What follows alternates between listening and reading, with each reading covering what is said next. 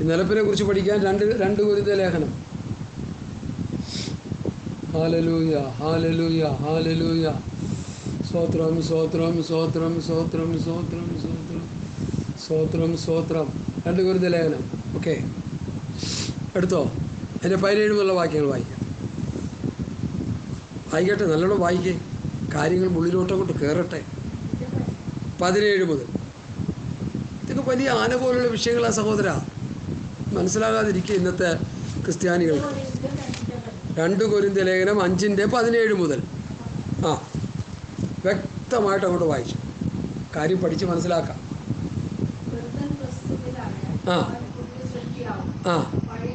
കഴിഞ്ഞുപോയി. ആമേൻ. അവൻ നമ്മെ ക്രിസ്തു മൂലം തന്നോട് നിരപ്പിച്ചു. ക്രിസ്തു മൂലമാണ് നിരപ്പിക്കുന്നത്, സ്വയം നിരപ്പിക്കാൻ ആർക്കും കഴിയത്തില്ല. ഇവിടെ മാതാവും പുണ്യവാളന്മാരാരുമില്ല, ഏക മധ്യസ്ഥൻ മാത്രമേ ഉള്ളൂ. ദൈവത്തോട് നിരപ്പിക്കുന്നത് യേശു ക്രിസ്തുവിൽ കൂടിയാണ് പിതാവ്. ഈ വാക്യങ്ങളൊക്കെ വായിച്ചതിൻ്റെ അർത്ഥം മനസ്സിലാക്കാത്ത ക്രിസ്ത്യാനികളെ കൊണ്ട് ഇന്ന് ഭൂമി നിറഞ്ഞിരിക്കുക.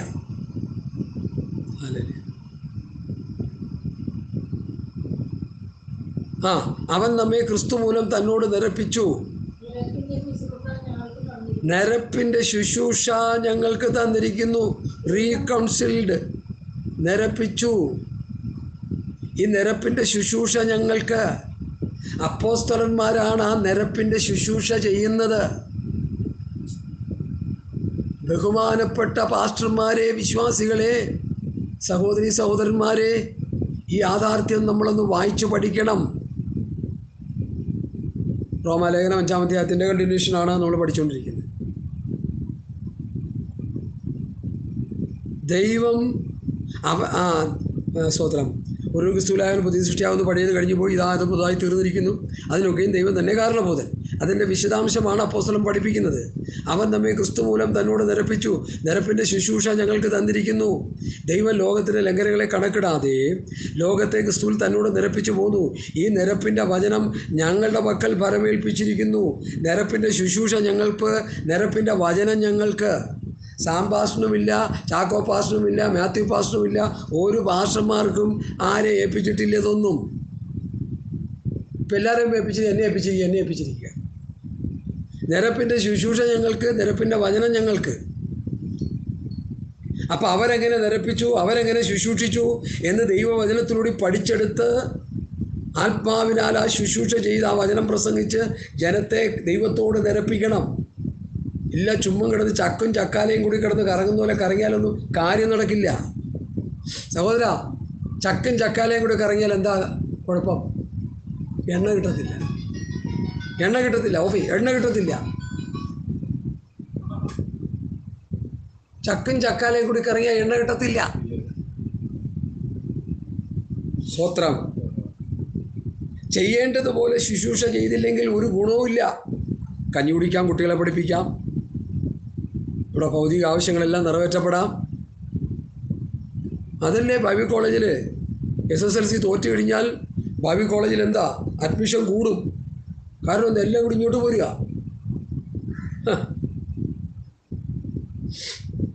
ഇത് പറയുമ്പോൾ 2 തീമോഥെയോസിൻ്റെ ലേഖനം 4-ാം അധ്യായത്തിലെ ഒരു വിഷയം ഹൃദയത്തിൽ കയറി വരിക. ഇതൊക്കെ നമ്മൾ പല പ്രാവശ്യം പ്രസംഗിച്ചിട്ടുള്ളതാണെങ്കിൽ പോലും ഇതൊക്കെ ഒന്ന് ധ്യാനിക്കുന്നത് നല്ലതാണ്.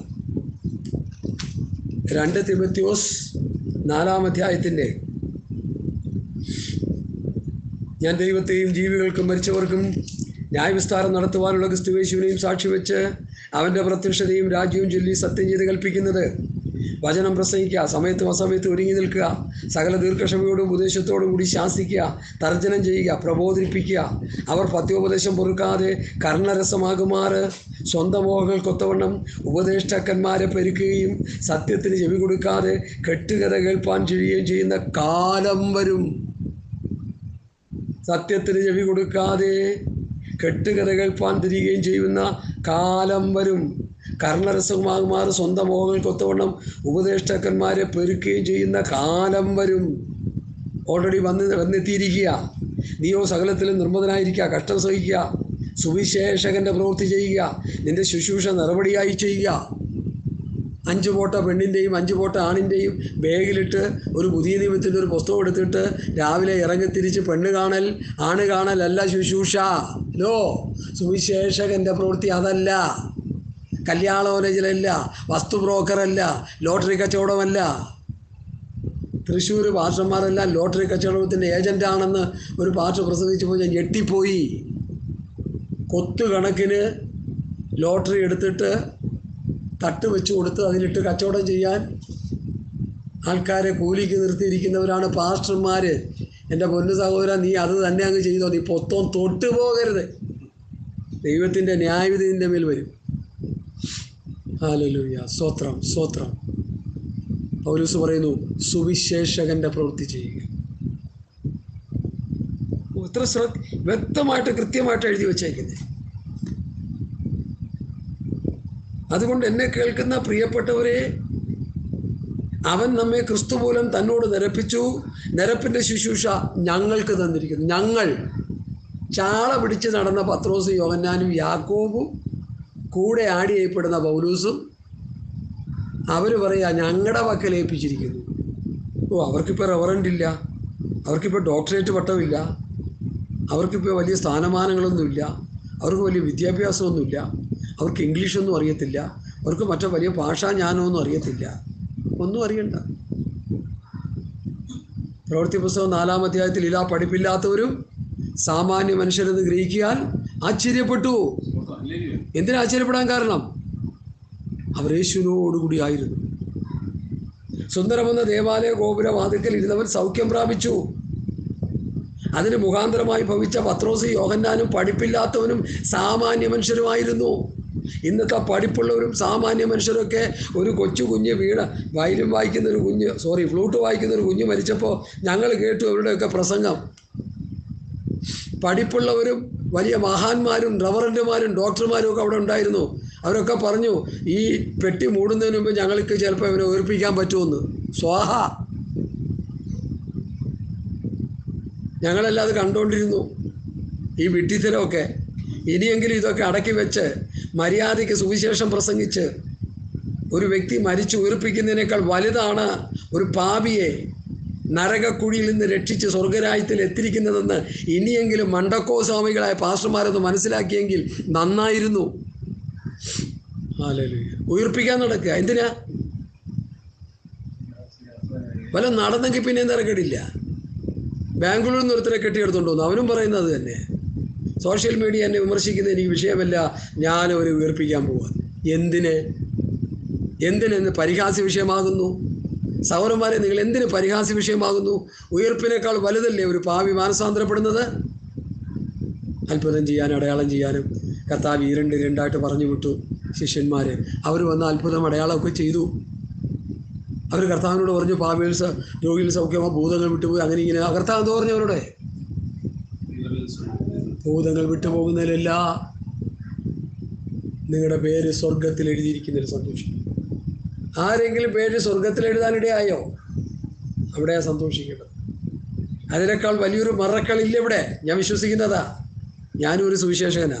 ഇവരെപ്പോൾ അത്ര വലിയതല്ലെങ്കിലും ഒരു കുഞ്ഞു സുവിശേഷകനാ.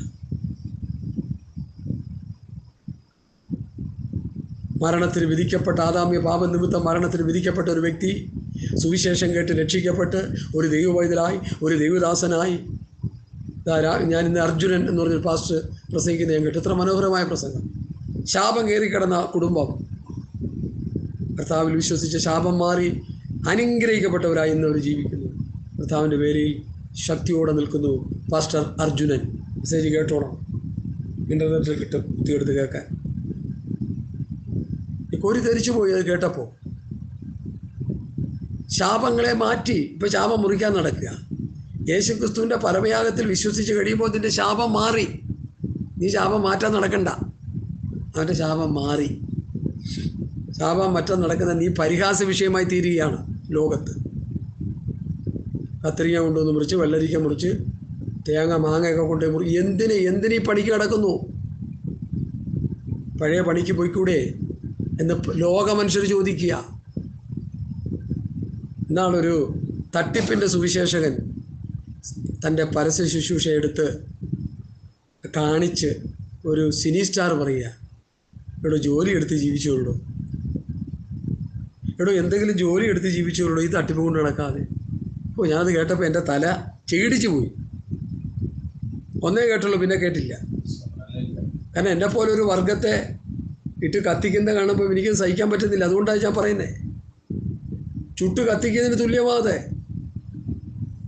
ഇവർക്കെന്താ ഇതൊന്നും ഏക്കാത്തത്? അവരുടെ സ്കിന്ന് കാണ്ടാമൃഗത്തിൻ്റെ സ്കിന്നാണ്, പെട്ടെന്നൊന്നും അത് ഏക്കത്തില്ല. നിർമ്മലമായ സുവിശേഷം പ്രസംഗിച്ച് ഒരു വ്യക്തിയെ നിത്യജീവനിലേക്ക് നടത്തുവാൻ ദൈവവചനം കൊണ്ട് അവരെ ഉപദേശിച്ച് അവരെ പഠിപ്പിച്ച്, ഞാനിവിടെ കൽപ്പിച്ചതൊക്കെ പ്രമാണിപ്പാൻ കൊണ്ട് ഉപദേശിച്ചുകൊണ്ട് സകലജാതികളിൽ ശിഷ്യരാക്കി കൊള്ളുവിനെന്നുള്ള വചനപ്രകാരം അവരെ പഠിപ്പിച്ച് നിത്യതയ്ക്ക് വേണ്ടി ഒരുക്കിയെടുക്കുന്നെങ്കിൽ അതിനേക്കാൾ അത്ഭുതം ലോകത്ത് വേറെ ഇല്ലവേ ഇല്ല.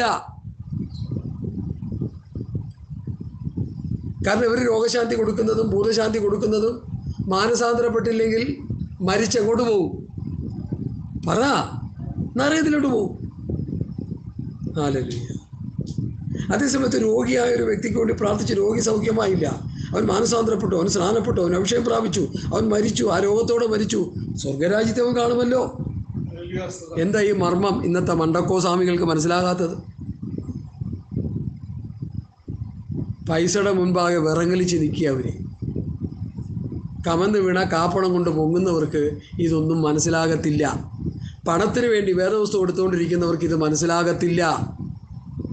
ഞാൻ പ്രസംഗിക്കുന്ന വിഷയത്തിൻ്റെ ഗൗരവം നിങ്ങൾ മനസ്സിലാക്കണം. അവൻ നമ്മെ ക്രിസ്തു മൂലം തന്നോട് നിരപ്പിച്ചു, നിരപ്പിൻ്റെ ശുശ്രൂഷ ഞങ്ങൾക്ക് തന്നിരിക്കുന്നു.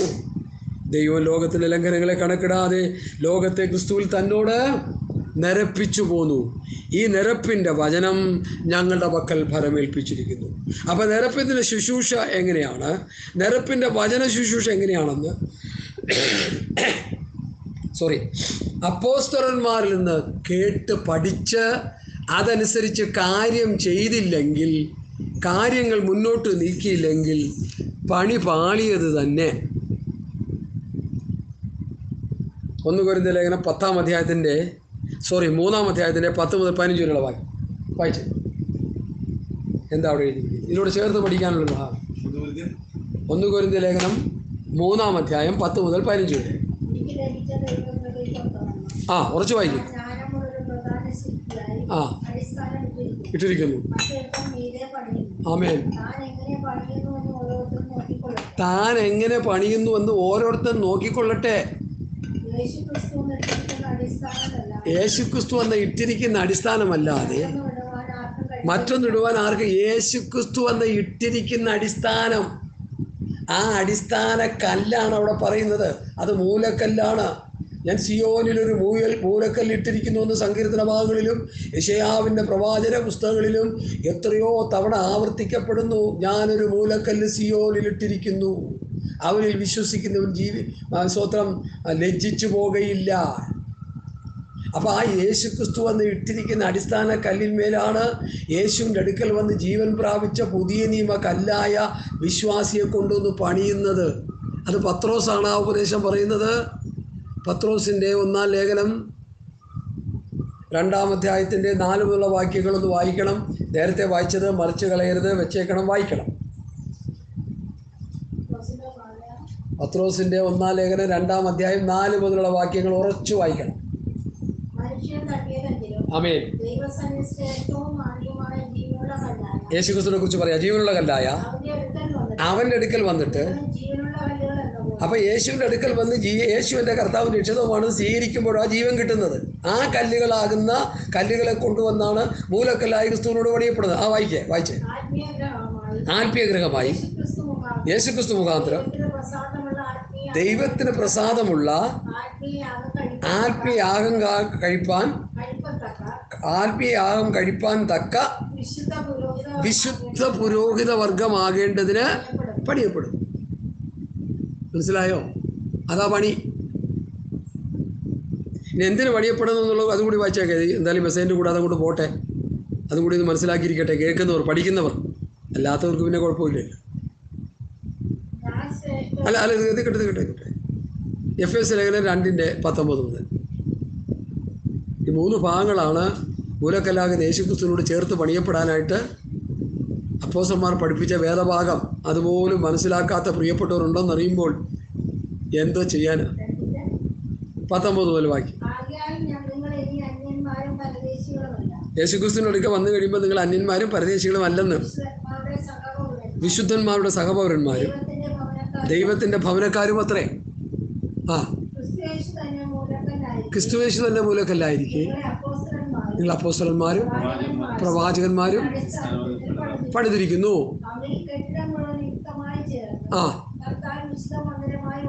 ആമേൻ. അപ്പൊ എന്തിനാണ് പണിത് വരുന്നത്? ഇവിടെ കിടന്ന് ചവിട്ടുനാടകം കളിക്കാനല്ല, ഇവിടെ കിടന്ന് സർക്കസ് കാണിക്കാനല്ല. ദൈവത്തിന്റെ നിവാസമാകേണ്ടതിന് ആത്മാവിനാൽ, പരിശുദ്ധാത്മാവാണ് പണിയുന്നത്. വചനം കേട്ട് വരുമ്പോൾ പണിയെ പരിശുദ്ധാത്മാവാണ് നടത്തുന്നത്, നമ്മളല്ല. ഇവിടെ നമ്മൾ എന്തെങ്കിലും പണിത് കൂട്ടിയാൽ, ഇവിടെ നമ്മൾ കെട്ടുന്ന സാമ്രാജ്യങ്ങളെ നോഹയുടെ കൊച്ചുമക്കൾ പണിത കൊട്ടാരം കാണാൻ ദൈവം ഇറങ്ങി വന്നു ഇടിച്ച് പൊളിച്ച് കളഞ്ഞതുപോലെ ഇന്ന് മനുഷ്യൻ കെട്ടിവെച്ചിരിക്കുന്ന ഈ മാനുഷിക പ്രസ്ഥാനങ്ങളെല്ലാം ഇടിച്ചു പൊളിച്ച് ദൂരക്കളയും ദൈവം. അതിന് സമയം വെച്ചിരിക്കുക ഇപ്പോഴല്ലാതെ. എന്നാൽ സഭ പണി എന്നുള്ളത് ഹോള് പണിയല്ലെന്ന് ഓർത്തോണം. പലരും വെച്ചിരിക്കുന്ന ഹോള് മനോഹരമാക്കുമ്പോൾ ദൈവം ഇവിടെ വസിക്കുന്നു. അത് യഹൂദന്മാരുടെ കാലത്താണ്. ചുവപ്പ് നൂലും പച്ച നൂലും ആ നൂല് ഈ നൂലൊക്കെ കൊണ്ട് മനോഹരമായ നിലയിൽ കണ്ണിന് ഇൻപമായ നിലയിലൊക്കെ പണിത് വെച്ച് അതിലൊക്കെ ഓരോ അർത്ഥങ്ങളുണ്ട് കേട്ടോ. ഞാനതിനെക്കുറിച്ചൊന്നും പോകുന്നില്ല അങ്ങോട്ട്. വളരെ ഉപയോഗിച്ച് പഠിക്കേണ്ട കാര്യങ്ങളാണ്. അതിൻ്റെ ആത്മീയ അർത്ഥത്തിലേക്ക് നമ്മൾ വന്നാൽ മതി. ഹല്ലേലൂയ. യേശുക്രിസ്തുവിൻ്റെ അടുക്കൽ വന്ന് ജീവൻ പ്രാപിച്ച കല്ലുകളെ ദൈവം വസിക്കുന്ന ആലയമായി തീർക്കേണ്ടതിനാണ് പണി. അപ്പൊ ക്രിസ്തു വന്നിട്ടിരിക്കുന്ന അടിസ്ഥാനമാകുന്ന മൂലക്കല്ലിൽ ചേർത്ത് പണിയപ്പെടാത്ത കല്ലുകളാകുന്ന വിശ്വാസികളെല്ലാം ശോധന ചെയ്യുമ്പോൾ കത്തിപ്പോകും. നാട്ടുപുറത്തൊക്കെ വലിയ ലോറിയിൽ കച്ചി കൊണ്ടുപോകും. കച്ചി എന്ന് പറഞ്ഞാൽ അറിയാമോ? നെല്ല് ചതച്ചെടുത്തതിന് ശേഷം ബാക്കി കിട്ടുന്ന കച്ചി, പശു തിന്നുന്ന കച്ചി, വൈക്കോലെന്ന് പറയും. അത് കൊണ്ടുപോകുമ്പോൾ സമയത്ത് ചില ബിരുദന്മാർ പല സ്ഥലത്തും ചെയ്തിട്ടുണ്ട്. അസൂയുള്ളവരും പണക്കുള്ളവരും വഴക്കാളികളും ഒരു തീപ്പെട്ടി ഉരച്ച് ഈ കച്ചിയുടെ പുറത്തേക്ക് ഇങ്ങനെ ഇട്ടു. ഓടിക്കൊണ്ടിരിക്കുന്ന കച്ചി കത്താൻ ഏതാനും മിനിറ്റുകൾ മതി, കംപ്ലീറ്റ് കത്തിയാൽ മതി. അതുപോലെ സുവിശേഷ വേലക്കാരോട് എനിക്കൊരു മുന്നറിയിപ്പുള്ളത്, ദൈവവചന വ്യവസ്ഥ പ്രകാരം നിങ്ങൾ സഭ പണിയുന്നില്ലെങ്കിൽ ഇതുപോലെ കത്തിച്ചാമ്പലാകും. പറയാൻ ആളില്ല ഇവിടെ. ആളുണ്ട്, ഞങ്ങൾ കുറച്ച് പേരെങ്കിലും ഉണ്ട് ഇവിടെ. യേശുക്രിസ്തു വന്ന് ഇട്ടിരിക്കുന്ന അടിസ്ഥാനമല്ലാതെ മറ്റൊന്നിടാൻ ആർക്കും. അങ്ങനെ ആരെങ്കിലും അടിസ്ഥാനം ഇട്ട് പണിതാൽ എന്തായിത്തീരുമെന്നാണ് ഇവിടെ പഠിപ്പിച്ചത്. കൊരിന്ത്യർ ലേഖനം 3-ാം അധ്യായത്തിൻ്റെ 10 മുതൽ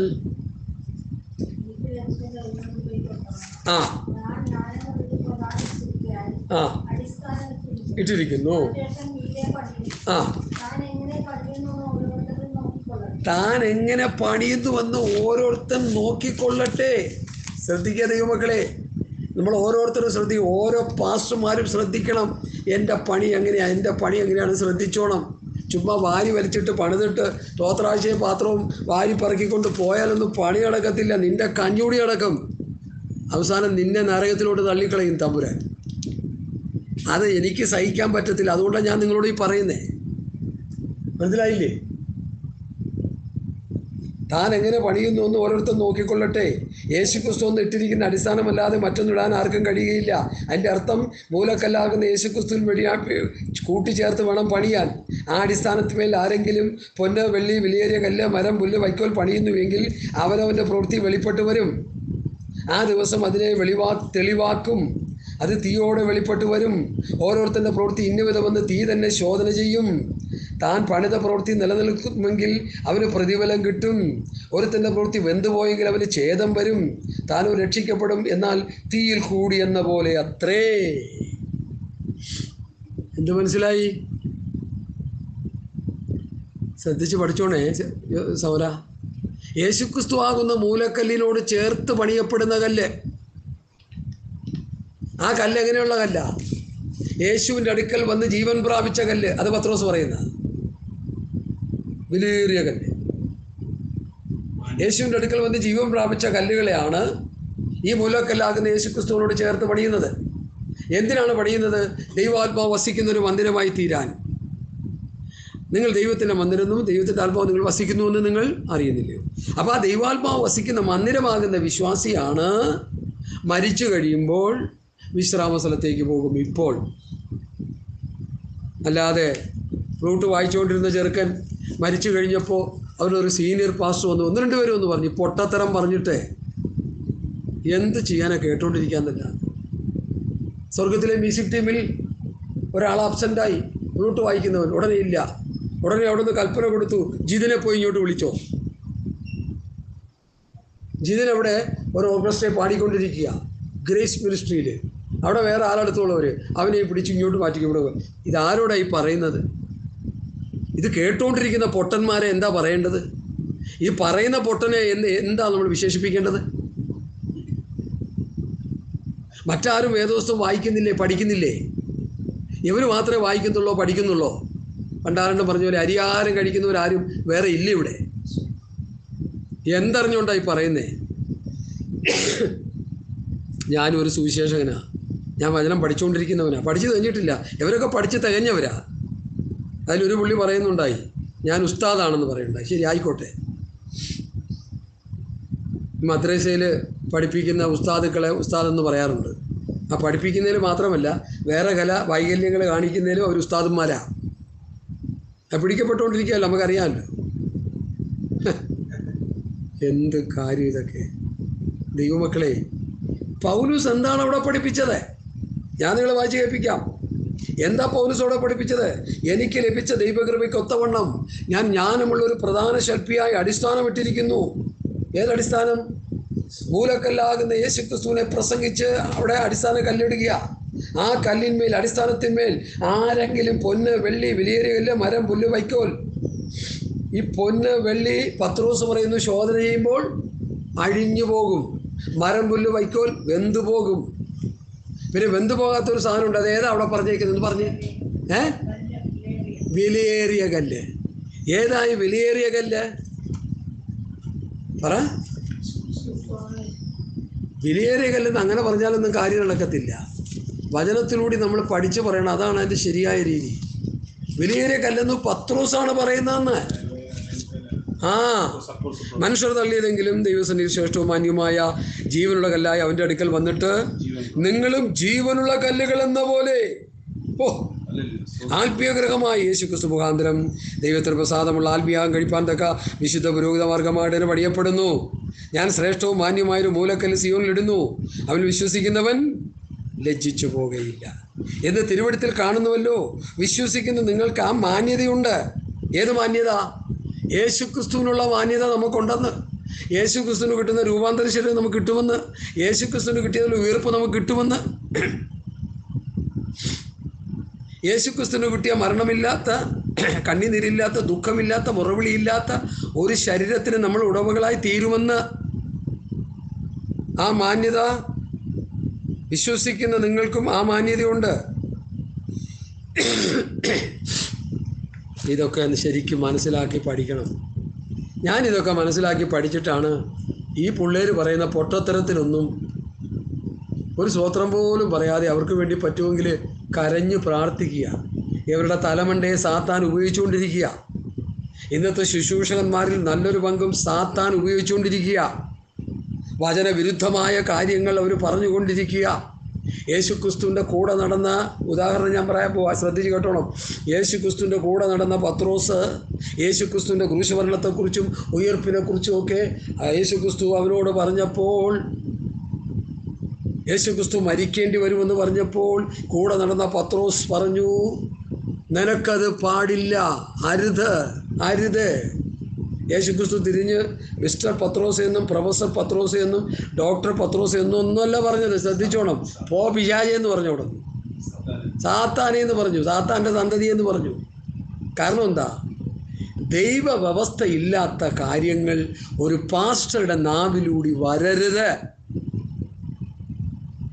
വന്നു കഴിഞ്ഞാൽ അവരിൽ ആരായി? സാത്താൻ കയറി പ്രവർത്തിക്കും. ബഹുമാനപ്പെട്ട പാസ്റ്റർമാരോട് എനിക്ക് പറയാനുള്ള ഒരു സീരിയസ് ആയിട്ടുള്ളൊരു മാറ്ററാണ്. നിങ്ങളുടെ വിശ്വാസികളും കേൾക്കുന്നുണ്ടാവും. ഇപ്പം ഞാനെന്ത് ചെയ്യാനാ? എല്ലാവരും കേൾക്കട്ടെ. ആവശ്യമില്ലാത്തതൊന്നും വിളിച്ച് പറയരുത്. ഒരു മരണം നടന്നാൽ മരണാനന്തര ജീവിതത്തിൻ്റെ പ്രത്യാശയെ ഉണർത്തുന്ന വചനങ്ങൾ കുറഞ്ഞ പക്ഷം 1 കൊരിന്ത്യർ ലേഖനം 15-ാം അധ്യായം നന്നായി വായിച്ച് പഠിച്ച് അനുസരിച്ച് അതിൻ്റെ അന്തസ്സത്ത ആ മരിച്ചു കിടക്കുന്ന മനുഷ്യരുടെ സ്വന്തക്കാർക്കും ബന്ധക്കാർക്കും അവിടെ കൂടി വന്നിരുന്ന് വിങ്ങിപ്പൊട്ടുന്ന ഹൃദയങ്ങളുടെ ഉള്ളിലേക്ക് നിങ്ങൾ സ്പ്രെഡ് ചെയ്ത് കൊടുക്കുക വചനങ്ങൾ. ഈ മരണം ഒരു ഉയർപ്പിനെ കാണിക്കുകയാണെന്ന് അവർക്ക് വെളിപ്പെടുത്തി കൊടുക്കുക. ഈ ജിതിൻ മരിച്ച് നശിച്ചു പോകുകയല്ല ചെയ്തത്, അവൻ ഉറങ്ങാൻ പോയി. കർത്താവ് വരുമ്പോൾ ആ ഉറക്കം ഉണർന്ന് എഴുന്നേറ്റ് വരും. ലാസർ മരിച്ചപ്പോൾ യേശു കർത്താവ് പറഞ്ഞത് നാം അവനെ ഉണർത്താൻ പോകുന്നു എന്ന്. അപ്പോൾ യേശുവിൻ്റെ ദൃഷ്ടിയിൽ മരണം ഒരു ഉറക്കമാണ്. രക്ഷിക്കപ്പെട്ട് സ്നാനപ്പെട്ട് പരിശുദ്ധാംശം പ്രാപിച്ച ഏതൊരു വിശ്വാസിയുടെ ഹൃദയത്തിൽ ഉണ്ടായിരിക്കേണ്ട ചിന്ത ക്രിസ്തുവിൽ ജീവിച്ചു മരിച്ചവൻ ഉറങ്ങാൻ പോയി എന്നുള്ളതാണ്. അവൻ ചത്തുപോയെന്ന് പറഞ്ഞാൽ നിന്നെപ്പോലെ വെളിവ് കെട്ടവൻ ലോകത്ത് വേറെ കാണത്തില്ല. കാരണം വചനം അങ്ങനെ പറയുന്നത്, ഇതാണ് കൊണ്ടാണ് പറയുന്നത്. അപ്പം ഇന്ന് ചിലരൊക്കെ മരിച്ചു പോയെന്ന് പറയുന്നത് അത് മരിച്ചങ്ങ് പോയി, മരിച്ചവരുടെ ആത്മാവങ്ങ് പോയി, നരകത്തിലോട്ട് പോയി.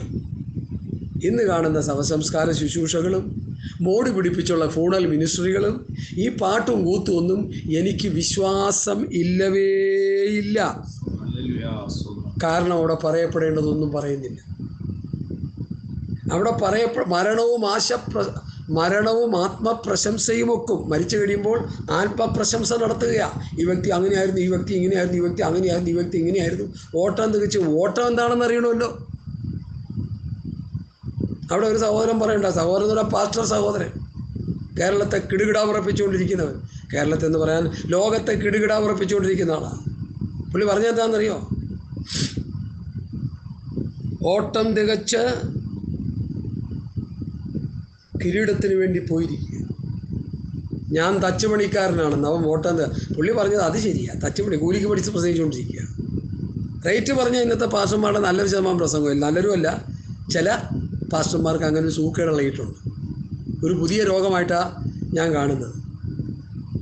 ഒരു 10-15 വർഷം മുമ്പൊന്നും ആ രോഗം ഇല്ലായിരുന്നെന്ന് എനിക്ക് തോന്നണേ. ഇപ്പോൾ അത് കൂടിയിരിക്കുക. ആ മാരക രോഗത്തിന് ചികിത്സയില്ല, ലോകത്തിൽ നിന്ന് മാറ്റപ്പെടുക എന്നുള്ളത് മാത്രമേ ഉള്ളൂ. ജയാളിയായി ജയിച്ചവൻ്റെ അടുക്കിലേക്ക് പോയി എന്ന് വേറൊരു സഹോദരൻ. എന്ത് ജയാളിയായി? അദ്ദേഹം ലോകം ജഡം പിശാചിനോട് യുദ്ധം ചെയ്തോ? അദ്ദേഹം ഈ പ്രമാണങ്ങൾ പഠിച്ചോ? നീതീകരണം, വിശുദ്ധീകരണം, തേജസ്കരണം എന്നുള്ള സബ്ജക്റ്റ് ഇദ്ദേഹം പഠിച്ചോ? നീതീകരണം എന്താണ്, വിശുദ്ധീകരണം എന്താണ്, തേജസ്കരണം എന്താണ്, അതെങ്ങനെ പ്രാപിക്കാം, ഏത് നിലയിൽ പ്രാപിക്കാം? ഇപ്പോൾ നമ്മളിവിടെ പറഞ്ഞ പോലെ നിരപ്പിൻ്റെ വചനം ഞങ്ങൾക്ക്, നിരപ്പിൻ്റെ ശുശ്രൂഷ ഞങ്ങൾക്ക്, അതെന്താണെന്ന് ഈ സഹോദരൻ പഠിച്ചോ? ഇനി എങ്ങോട്ടേ പോണേ മനസ്സിലാകുന്നില്ല. വിശ്രാമ സ്ഥലത്തേക്ക് പോയി, അങ്ങോട്ട് പോയി, മ്യൂസിക് ടീമിൽ പോയി ഗിറ്റാർ വായിക്കാൻ പോയി, പാട്ട് പാടാൻ പോയി, പാട്ടുകാരനെങ്കിൽ പാട്ട് പാടാൻ പോയി, വയലിനിസ്റ്റ് ആണെങ്കിൽ വയലിൻ വായിക്കാൻ പോയി, ഗിറ്റാറിസ്റ്റ് ആണെങ്കിൽ ഗിറ്റാർ വായിക്കാൻ പോയി. ഇതൊക്കെ നിങ്ങൾ പറയരുത്, ഇത് വചനവിരുദ്ധമാണ്. അപ്പോൾ പറയും ആലങ്കാരിക പദപ്രയോഗം. ചത്ത് കിടക്കുമ്പോൾ അല്ല ആലങ്കാരിക പദപ്രയോഗം പറയുന്നത്. ഹല്ലേലൂയ. അവിടെ ഒരു കൂട്ടം ജനം വന്നിരുന്ന് തേങ്ങിക്കൊണ്ടിരിക്കുക, കരഞ്ഞുകൊണ്ടിരിക്കുക.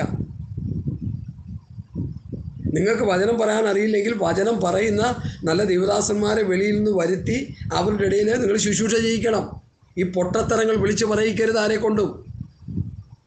എനിക്ക് വലിയ വേദനയുണ്ട്, ഹൃദയത്തിൽ വലിയ വേദനയുണ്ട്. കാരണം ഒരു പാവം പിടിച്ച സഹോദരൻ മരിച്ചുപോയി, എൻ്റെ ഭാര്യ വിധവയായി തീർന്നു. എന്തൊക്കെയാണ് അവിടെ പറഞ്ഞു പിടിപ്പിച്ചത്? സത്യവചനം പത്യോപദേശം പറയുന്നവനെ അവർ ചീത്ത പറയുകയും ചെയ്യുന്നു. അത് ഞാൻ കേട്ടത് എൻ്റെ ചെവി കൊണ്ട്, അവരുടെ മുഖ്യനായ പാസ്റ്റർ. അതുകൊണ്ട് എന്നെ കേൾക്കുന്ന പ്രിയപ്പെട്ടവരെ, നിരപ്പിൻ്റെ ശുശ്രൂഷ ഞങ്ങൾക്ക്, നിരപ്പിൻ്റെ വചനം ഞങ്ങൾക്ക്. അപ്പോസ്തലന്മാരെങ്ങനെ നിരപ്പിച്ചു, അപ്പോസ്തലന്മാരെങ്ങനെ ശുശ്രൂഷ ചെയ്തു, ആ നിരപ്പിൻ്റെ വചനം അവരെങ്ങനെ പ്രസംഗിച്ചു കേൾപ്പിച്ചു ജനത്തോടെ സഭകളിൽ, ആ നിരപ്പിൻ്റെ ശുശ്രൂഷ അവരെങ്ങനെ ചെയ്തു.